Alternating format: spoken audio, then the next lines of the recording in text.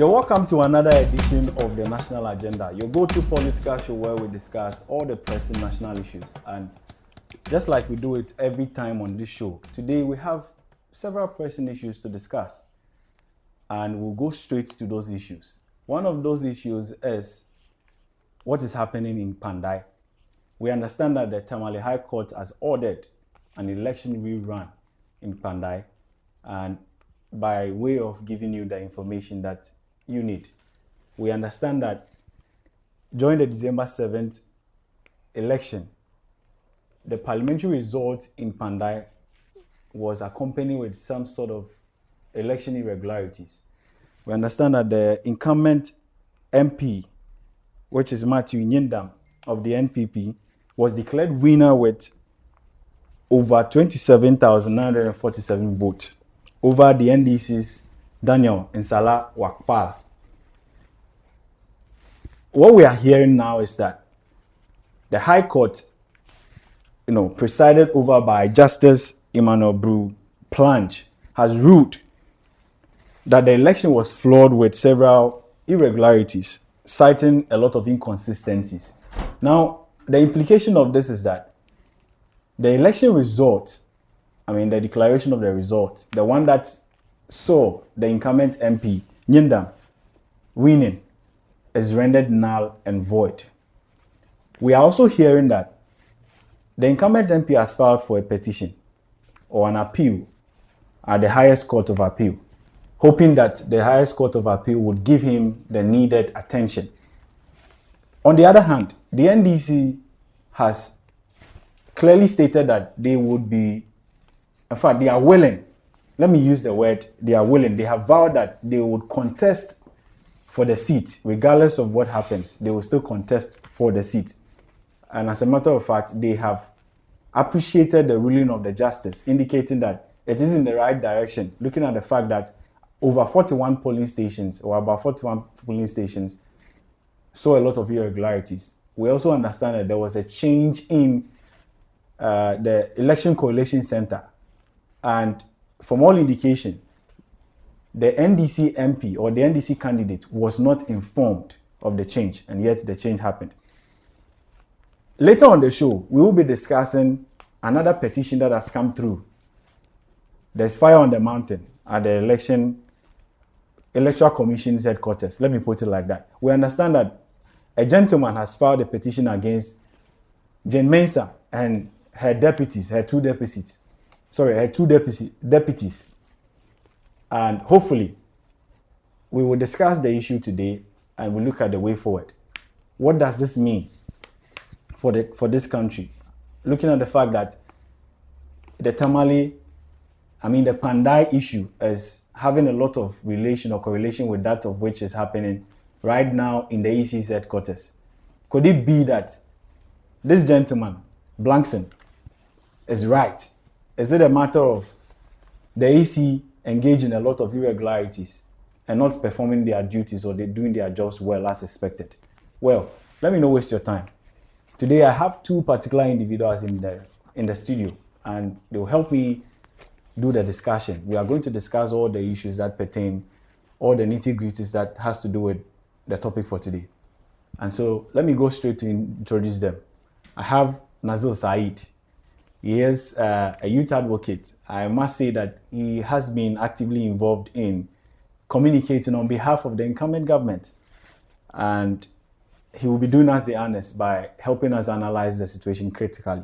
And I also have with him Daniel Frimpong, who is the executive secretary, or the PA, as he popularly wants to be called, the PA to the NPP's national treasurer, Dr. Jamina.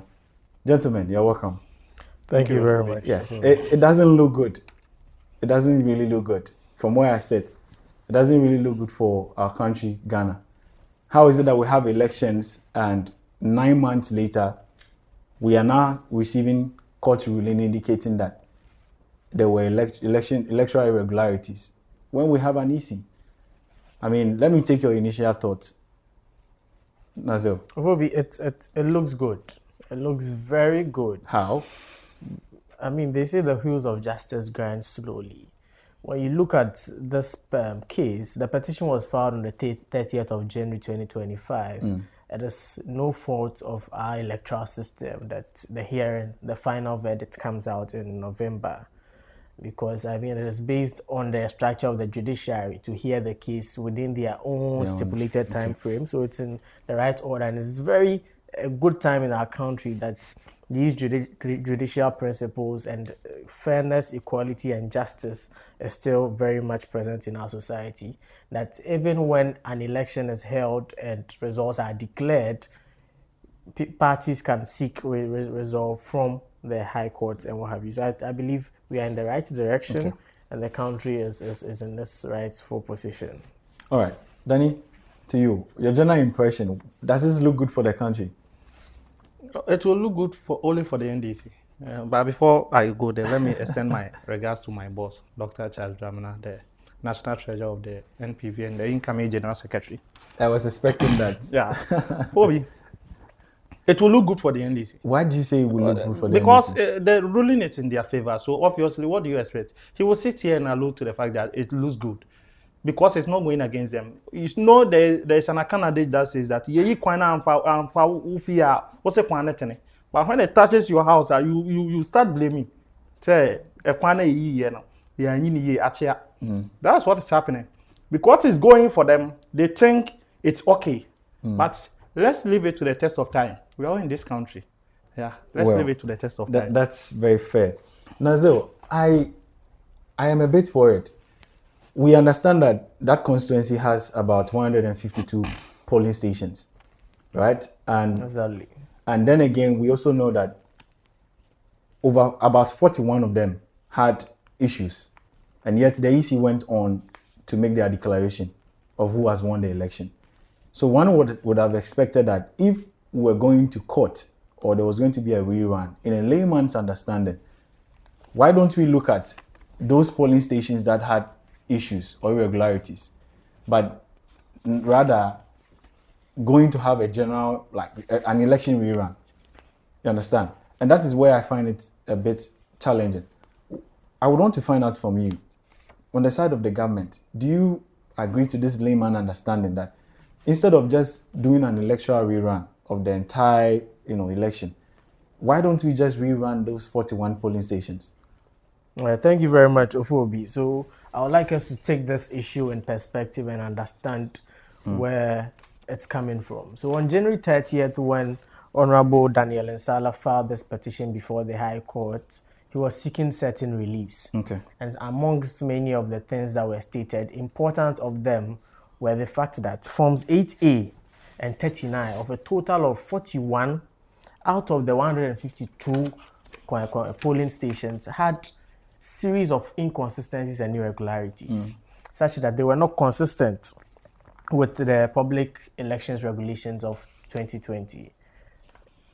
Mufobi, one other important or most significant issue with this election was that the district elections officer, per his reportage during these elections, alluded to the fact that there were pockets of violence and what have you that happened at the polling station, and as a matter of fact, at the collation center, the constituency collation center, and it became important that the collation center had to be redesignated and relocated. Ofobi, in a democratic state where we have a CI that is binding this election, there's a public elections regulations of 2020 which binds this election. The district elections officer redesignates and relocates the position or the venue for the collation without informing a principal stakeholder in the person of the parliamentary candidate of the National Democratic Congress.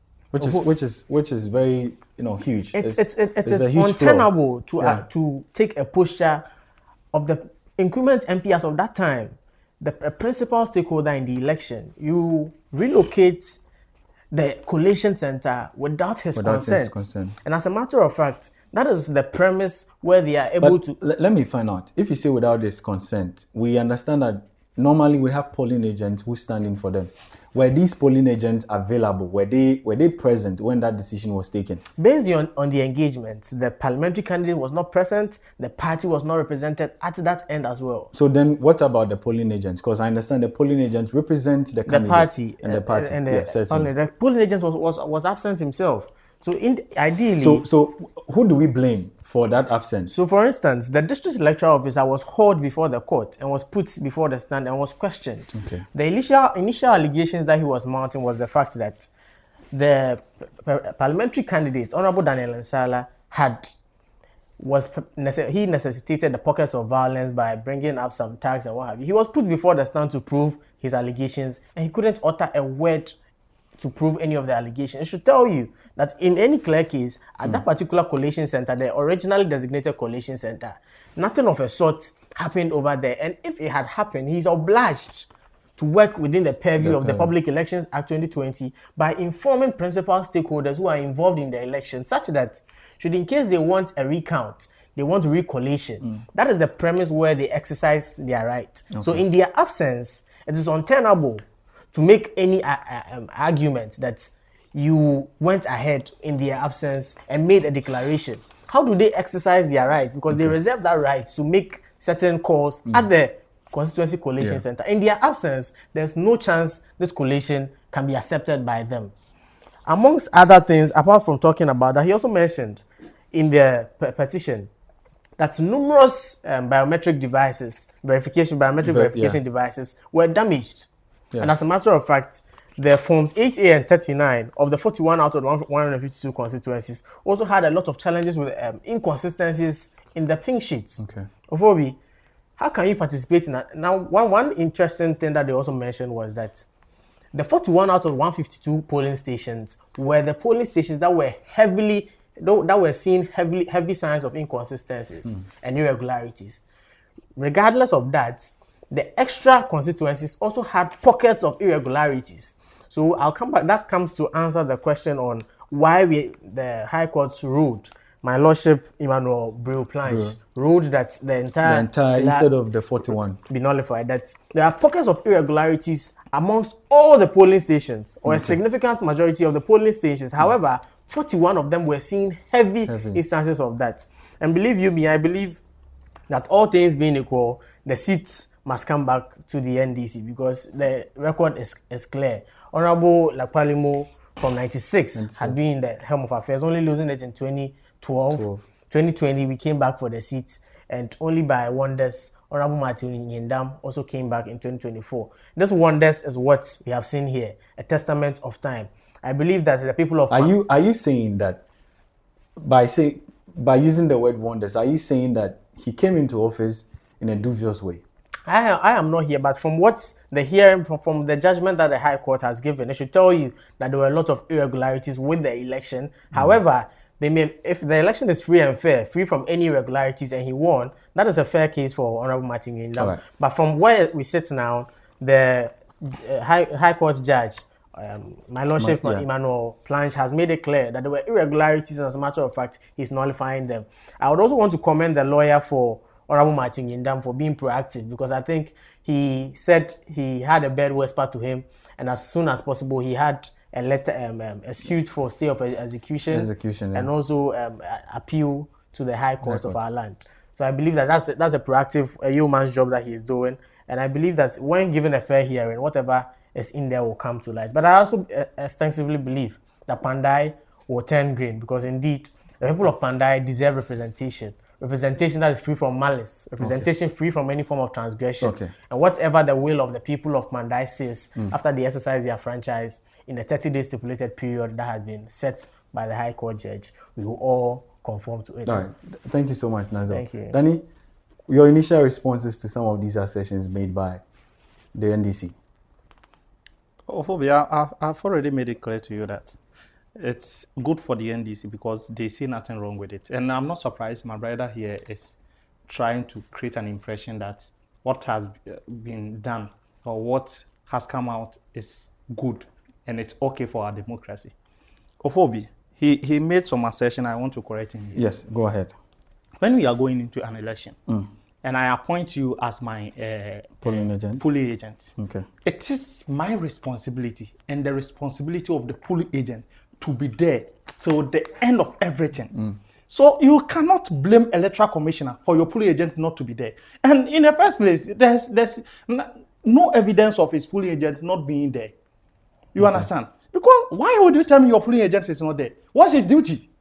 You took him there to go and make sure that the election is free and fair, and he made sure that everything has been done according to the CI that we are using to operate the election. So why would you turn around and you same person come and tell me that when they were taking that decision, your polling agent was not there? How? It doesn't make any sense. Second, as an MP, if we are having an election and you attest to the fact that there is chaos at the polling stations, and at that instance, the EC, by way of protecting his agents there and his people, we have to wait and go around looking for you, a member of parliament, to inform you before. So what if something happens to them? Because you are not, you know where to be found, we have to make sure we look for you before we make these decisions. I'm not sure that is what. So what the NDC is that's what they are saying. But the point is that he said the EC did not inform their PC. Okay, fine. But the point is that, look, from the evidences presented in court, it has become clear that before the returning officer changed the correlation center, or am I right? Yeah, the district election officer. Election officer changed the correlation center. It looks as though a lot of the stakeholders were not informed about it. Which stakeholders are you talking? Which stakeholders are you talking about? Because the parties involved in the election. So how do you tell me that the opponent, his reps were there, the police officers were there? Are you trying to tell me that when they changed their location, wherever they went to, there were no police protection there?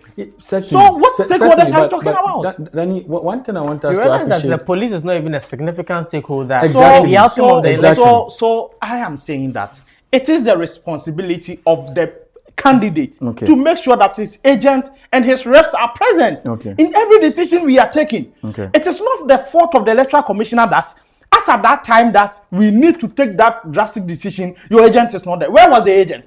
That is a big question we should ask the NDC. Where was the agent? Where was he? So you cannot blame the electoral commissioner for your agent not being there. He has been assigned to be there. So why would you put the blame on the electoral commissioner for changing the venue without your notice and your agent's notice? Let's ask ourselves, where was the MP himself? Where was he? So this is coalition we are talking about. Any serious member of parliament will be around. He will be present when his coalition is being done.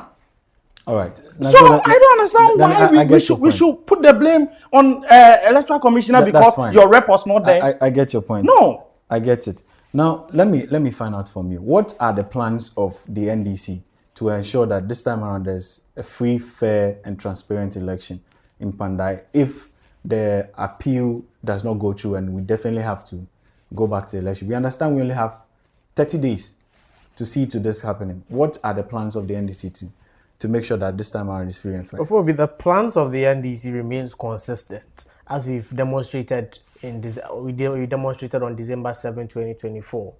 You see the whooping amount of seats we have won. You see the margin with which we lashed the Eswal administration, and it should tell you that there's always a robust plan. However, if the electoral commissioner, who is a principal stakeholder, who is a referee in this, decides to take certain decisions that are arbitrary to the initial position of all the stakeholders, it really contradicts the whole principles that we run our elections with. Because as I have already mentioned, before elections, we are all made aware, we are all informed of the Constituency Coalition Center. We familiarize ourselves with even the police. All stakeholders are sent to the place to assess the place. So if you move me to point B, point A, which I believe Honorable Daniel Nsala alongside all the polling agents were directed to, if you tell us point A is the coalition center, violence erupts, and as and when the violence erupts, people may move away to save themselves from the harm. So, Phoebe, you do not move the constituency coalition center from point A to point B without our notice, and you expect us to miraculously be there. As I was saying, before any election, the constituency executives, the polling station executives, the polling agents, the parliamentary candidates, and all significant stakeholders are sent to the collation center to familiarize themselves with the collation center. In certain constituencies, we even have the right we exercise the right to make recommendations as to whether if the the collation center is going to be helpful. Okay. Now, you make them understand that point A is the collation center. We get there based on one reason or the other. It could be power outage. It could be bad weather condition. It could be eruption of pockets of violence. Okay. And as a matter of fact, you have to exercise your right as a district elections officer. Okay. Regulation 39 of the public elections regulations stipulates all of these things and gives you the chance to even postpone the collation. And you do not exercise any of this. Based on your will, you change the venue of the collation without the consent or notice of the other principal stakeholders. Right. And only one party finds itself there, and you deprive the other principal stakeholder from exercising their rights of even challenging and asking for a recount, a recollation, and what have you. You deprive them of... That's fine. So Danny, let me come back to you. I know you want to respond to some of these things, but you do that just when after I'm done asking the questions. So I just want to find out. I know that the NPP disagrees with the court ruling, and as a matter of fact, you are filing for an appeal. My point is this: do you think the court ruling was fair? And then again, do you think you stand a chance of winning the appeal that you have filed? Before I'll go to the question you've asked me, he made allusion to certain things that I have to correct here. Quickly. Ofobi, one thing my brother is forgetting, and when he says that you cannot change a collation center without the reps and the notice of the stakeholders involved. Before this venue was changed, collation was already going on. He should know. It's not like the EC was about to start collation. He changed the collation was already going on. So if collation was already going on, there's an indication that your rep was there. Okay. And the district election officer alluded to the fact that there were pockets of violence. So I am saying, in any case, if there's any form of violence, everybody retreats from the police station. So, if you send an agent to a collation center and there's a pocket of violence, and your agent runs away, and by the time he comes back, there has been a change. I am saying that if you send your agent to a collation center and there's let's say a chaos or violence, and he runs away, and by the time he comes back, when everything is done, the violence, everything has come down, he comes back, and something has been done to you, like, who are you going to blame? So but then again, you are not expecting to put their lives but injustice being done to Ofobi, are you trying to tell me that the NPP agent who was there, what happened to him?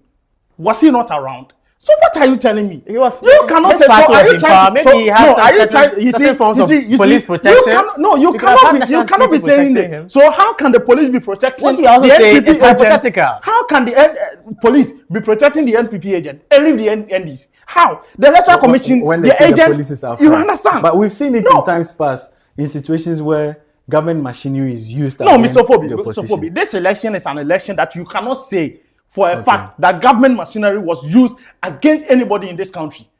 It got to a time, even some of the police stations in Samoa, Doji and Co., we had to bring it to the police headquarters for collation. For the safety of the agents. All right. So what are you saying? What my brother is saying, can we come back to my question? It's not here or there. Everything he's saying, it's not something that he should sit here and defend. Okay. It is not the fault of the Electoral Commissioner that your agent was not there at the moment. Okay, so you cannot blame him because your other party, your opponent, the agents were there. Okay. So with the question you asked, was the ruling fair? The ruling was not fair to me. What makes you say so? I disagree with the decision of the court because Ofobi, we understand that the challenge was with 41 polling stations, not all the entire constituency, the entire 152 constituencies, polling stations. Yeah. The problem was not with the 152. So why would the court ask that we go and conduct a fresh election again? Why? In your case, what would have the NPP really looked for in this case? So going into the court of appeal, we are going to appeal to the court that if at least if there must be any election again, the rerun again, it should be with the 41 polling station. It shouldn't be the whole constituency. And they know there are certain things, they know that Even if we run the 41 and add the votes, all of them to them, they will still lose. And that is the reason why they are doing what they are doing. That's the reason why the NDC is doing what they are doing. There was a 27,000 vote margin. 27,000 vote margin. The 27,000 was the total vote the incumbent had. Yes. There was I think was it 7,000 vote margin. Daniel Salah almost 24,000, just a little under 3,000. Yes. So even 52 and 48%. Ofobi, you see, the NDC is not even being fair to themselves and to the entire country. If you know that it was just the 41 polling station, why do you go to court and ask the court to conduct a fresh elections within the entire constituency? If he was alluding to the fact that there are other constituencies where there were irregularities, they've seen. Why don't they prove it and go ahead to add those constituencies to the other polling stations so that we do a rerun? Why are they asking for the entire constituency? Because they know they are in government and they will use government machinery to intimidate us. That is what they are trying to do. Do you have evidence to this? Mr. Fobi, why are you saying, do I have evidence? I am telling you that what the NDC is trying to do is that because they are in government, they are incumbent, they are trying to use incumbency advantage going into that rerun. They know what they want to do. When we went to Akwatia, you were there when our parliamentary candidate, the minority leader, was being threatened by Chief Azoka. But you saw it. I'm not sure. It is the same angle they want to go. I'm not sure we are going to see a similar thing in Tamale. Why are you saying you are not sure that we are going to see that? Because when we went to Ablekuma North, they promised us that those things are not going to happen. When we went to Akwatia, they didn't say happen. What are you saying? We cannot trust the NDC. At this moment, the NPP, we cannot trust the NDC. He made a statement to the extent of threatening the minority leader. As it stands now, what has happened? All right. He's walking free. What are you saying? We cannot trust the NDC. When it comes to going for by-election or rerun in any of the constituencies, it has happened once, twice, and you said we are going for the third time, it will not happen. Okay. Why would you say it will not happen? It will happen. I'll come back to you. Nazil. Before your question, for purposes of clarity, I think Honorable Chief Sofo Azoka was invited by the police CID. Charges were surmounted against him. The minority leader has failed to appear before He should spare me that. Abronye, we said Abronye has insulted somebody. He was arrested. Why do you invite someone? Someone who has threatened. The invitation is someone who has threatened to arrest, to kill someone. You say you've invited a person, but someone who threatens to kill someone, you say you invited him. What are you saying? Be careful with your utterances. Nobody said. You say he was invited. The invitation is tantamount to an arrest. When you tell me that if you have met me on the grounds, there would have been fresh election. Fresh elections, by-election only happens when the MP dies. It's never true. It's never true. What are you saying? Are you trying to tell me that we went to Aseno? I'm coming. By-election, the person never passed away. No. What are you saying? You cannot compare that of Aseno. So by-election is not. No. What are you saying? By-election happens. The MP is alive. The MP is alive. He has been elected legitimately. So when you say that the MP, if you had met the MP on the grounds, there would have been a fresh by-election in his constituency. What do you mean by that statement? And what are you telling me? We conduct by-election when the MP dies. And that is what he was saying. Fine. Nazil, what is the NDC doing? What is the NDC putting in place to ensure that all the allegations that came during the time that you were in opposition, because the election happened during the time that you guys were in opposition, and these irregularities are coming on the backdrops of the fact that it is assumed or believed that the EC failed to do their jobs properly. And that's how come we've come this far. What is the NDC going to do to ensure that under the administration, the EC does not, engage in any form of irregularities? And then also I would want to find out what your party will be doing going into this election rerun. Okay, thank you very much, Ophobi. I think our party leadership has made it very clear that throughout the course of these elections, we are operating with a bird's eye. Our eyes are very wide open, and during the December 2024 elections, we did very same, making sure that our eyes were very wide open to track all the activities of the EC and also do our independent collation as well. But as I was saying, it's very difficult if indeed the EC wants to manipulate things and also act in an unfair manner, like what happened in Kpandai, changing the constituency collation center without a notice of the NDC stakeholders. So I believe that's important. What we, the NDC, focus to do is to continue operating with our best eye, have our own internal mechanization and collation systems to track whatever is happening. And whatever the good people of Kpandai want out of their member of parliament is what they will get. The true will of the people when they go to the polls will reflect in whatever election. So as we are going to continue with our old systems and mechanisms, what has given us this vast majority that we are enjoying, we are just going to do the normal things, try to be as visible as possible, preach the good message to the people of Kpandai, and also police the ballots and make sure that every ballot is counted. And in regards to this particular irregularities that happened, as we mentioned, from the change of the collation center, which prevented our people from having a strict oversight of the entire process, we are going to make sure that we are also going to be very vehemently on the ground to make sure that wherever they change or want to send the collation center, we'll police them and track them. All right, quickly, your confidence in the rerun. Are you winning? Should there be a rerun? Right now, take us to Bantama. Should there be a rerun in Bantama? You win. Bantama will turn green. I promise you. And what makes you say so? If you live in this country, you've seen the exchange rates, you've seen the monetary policies, you've seen the intervention, the social interventions, you've seen the developmental projects that have been outlined in the 2026 budget. The whole country turned into a construction site. You've seen the development, the construction that is happening in this country, and you will still sit and vote for the blue party. Then I believe whoever is doing that for the benefit of hindsight, doesn't have the interest of this country at heart. Are we not asserting to the fact that people still believe that you are going to use government machinery against the NPP to, amass votes and all that? I believe that the only government machinery is the good work that you are doing. All right. Nobody can suppress the good people of Ghana. Whatever position the good people of Ghana want to take, they will take it. All right. If in any case government machinery functions, December 7, 2024, we wouldn't have seen the over 1.5 million margin breaking the backs of people. A particular party wouldn't have 87 members of parliament if government machinery was anything to go by. You saw what we did at Sing North. If government machinery is anything to go by, that wouldn't have been the case. All right. It is just proper internal structures and proper political administration. Is what that's fine. Danny, my last question before we move on to the next topic. Quickly, let me find out. Are you guys confident that you are going to win this election rerun if it should happen? So, I will not preempt the decision of the party leadership. Okay. And say whatever I want here.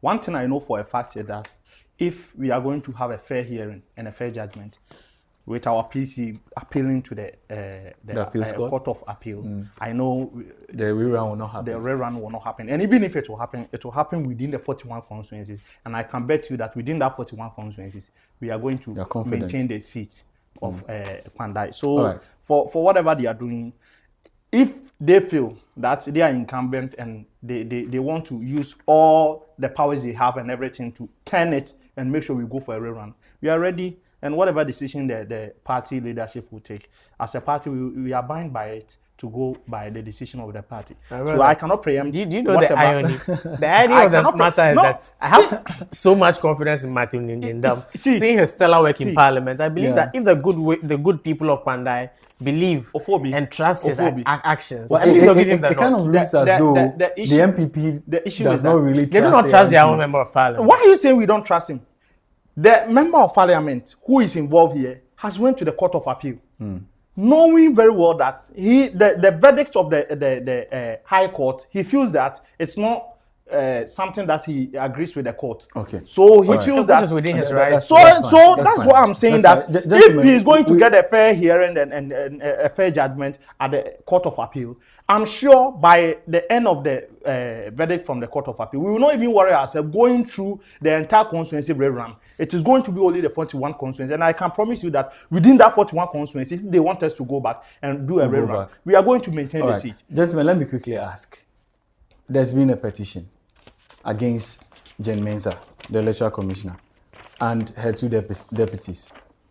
Look, if I'm sure if our viewers have followed our conversation keenly, you realize that there's been a number of irregularities when it comes to performance of duties of the Electoral Commission. And it all boils down to the fact that if the head fails to do their job, it trickles down to the last person over there. Now we are getting people petitioning the EC of misconduct, petitioning the EC of not doing what's expected of them. Does it not go a long way to confirm and affirm to the fact that, yes, indeed, the EC has not done its job with all the issues we are having? Does it not go a long way to confirm that, look, yes, indeed, it's true that in times past, Jen Mensah and her people misconducted themselves? Because this is us discussing the issue of an election rerun due to things that could have been prevented. And I want to come to you, Danny. What are your initial thoughts on Blankson petitioning the president that they should remove the EC chairperson? Ofobi, I'm not surprised that Blankson has petitioned the president for and why are you not surprised? Removal of the EC boss and his 2 deputies. Because the NDC, even in opposition, made it clear that when they come to power, no matter what Jen Mensah would do, they are going to take care of. And his 2 deputies. So why would I be surprised that they are in power and now someone is petitioning? Why? You shouldn't be surprised. You were in this country, you saw what they did to Tokuno. Me, Jen Mensah, I know. And their party chairman has already made it clear that if a petition is brought against Jen Mensah and they go through and they have to take care of, they are going to take care of. It is something that it is part of their agenda. It is part of their plan. That no matter what Jen Mensah will do, they are going to take care of. And you are making these assertions on what background? Because on the background of their party chairman openly saying that when they come to power, and do we even have, when do, they was, do we have evidence to confirm the videos are out there. I can put the videos and send it to you. Okay. The videos are out there. Even recently when they came to power, yeah. On his one-on-one interview, he made it clear that when a petition is brought against Jen Mensah, we'll and they have go a look through, at those videos. yes, and they go through, they are going to take care of. So why is it would that anybody worry himself? you think that government is using its power to remove certain state That officers? is it. That's what they are doing. But this is an independent person that has petitioned. You see, and even if anything should happen, this is not an independent person. The guy who petitioned, he worked at the EC office before. No, and I am as an telling you independent that person, what I mean is that he's a citizen of the country. he's a citizen of the country. Yeah. But it doesn't allude the fact that, as we speak, the guy have issue with the current electoral commission. So what are you saying? Do you think he was interdicted so I'm coming as a result of the so PVDs, right? Yes. So do you think that if this guy is still working at the EC, if he's still working at EC as we speak, and everything is fine, he will petition? What are you telling me? We'll come back to that. So Nazir, let's not even your initial worry comment, ourselves. Your initial comment on the petitioning we've seen from Joseph Blankson. There's a common Akan adage that says that say kike kikani jaya, is it kuku kuku or kika kikani, and it's bejai. For anybody to petition any state actor, any independent body, for anybody to raise a petition, to have issues with anybody who is in government, heading an independent agency like the EC, it should be on the back of certain instances. Should anybody even comment, as he was saying, should the party chairman of the NDC comment about the incompetence of any individual? It should be on the back of certain things that have happened. What have we seen with our electoral commissioner? Okay. There's been issues with our biometric verification devices being cited in the homes of people doing voter registrations. The late Omane Buama, who was the director for elections for the NDC, raised a lot of instances at IPAC and mentioned that the serial numbers, even on some of these biometric verification devices, were not consistent with the ones that were recorded by himself and his team. This is on the back of an electoral commissioner who, in 2020, gave us inconsistent figures for about three different times. This is an electoral commissioner who promised to announce results in 24 hours and did in about 48 and more hours. This is an electoral commissioner whom a lot of allegations have been leveled against on a lot of procurement breaches and what have you. But Nazir, we understand that, yes, we set targets, but you know that collation of election results I do not have a problem. It's not an easy job to do. So we should appreciate the fact that if, for instance, I give a 48-hour or a 24-hour notice and I go beyond, so long as I'm still within the constitutional time frame, I don't see why we should even have a problem. I don't have a problem. I mean, conventionally in this country, during the times of Afarijan, even elections are declared within sometimes 72 hours. Yeah. But she gave us that purview that she was going to do it in 24 hours. She raised the bar. Yes, set right? the record high. That's back. It comes back to bite your reputation and integrity. For you to give us 24 hours and do over 48 hours, it comes back to you. So I'm saying that it is on the back of some of these petty allegations that have been leveled against her office. That will make people come out and give utterances. People come and comment on some of the activities of the Electoral Commission. What is Joseph Blankson talking about? I mean, pursuant to Article 46, the content of the petition is something we do not know. Okay. But during his interviews, he has mentioned that it is on the back of cronyism, it is on the back of her incompetence, abuse of power, and some level of procurement breaches that is happening between herself and her two deputies as well, Bosman and co. So I believe that indeed we live in a very democratic state where rule of law is paramount to our activities. Every citizen reserves the right. I mean, Joseph Blankson himself has mentioned that he has also suffered. He's been a staff of the Electoral Commission since 2012, January 2012. And he has mentioned that himself has had an issue with the management. And as a matter of fact, has been suspended for a while now. He has had cases in court. And the case that they leveled against him in court has been trashed. Okay. For the failure of the Electoral Commission to mount a defense against him. So it should tell you that he's not a person who has done any form of malice or anything. And he's supposed to be restored back to duty. And he mentioned that even when he's sent back to duty, this is something, the petition was something he was going to put out already. And let's not prejudice the whole process. This is going to be sent to the presidency and forwarded to the Chief Justice to have a prima facie determination before even a committee. And let's not move away from this. Hasn't this been done before? It has. What is equally good for the goose is good for the gander. All right. If the petition has come, let's go through the process and see what the outcome is. No threats and prejudice the entire process. Has the EC misconducted herself? They are saying it. But from where you stand, from what you know, I've not seen the EC misconducting herself in any way.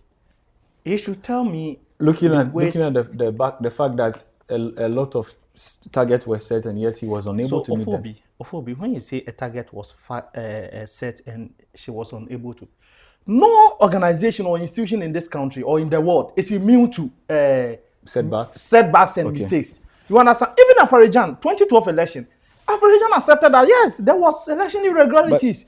So you cannot say that because she set a target that within 72 hours I am going to do this. Do you think when he was talking the Kpandai issue, do you think it was out of the EC's will that the coalition should be moved if everything was peaceful? So you cannot predict what will happen in an election. Anything can happen. 2012, the EC coalition, 2016. The EC coalition breakdown, they had to use manual in the coalition. So you cannot say that their system breakdown, they had to use manual. So you cannot say that because of that, the EC is incompetent. You understand? So one thing I will say is that if it was not good yesterday, it shouldn't be good today. The NDC themselves condemned the action of Akufo-Addo taking off Jane Mensah. But if they feel today it is good that they take off Charlotte Osei. No, it was Charlotte Osei then.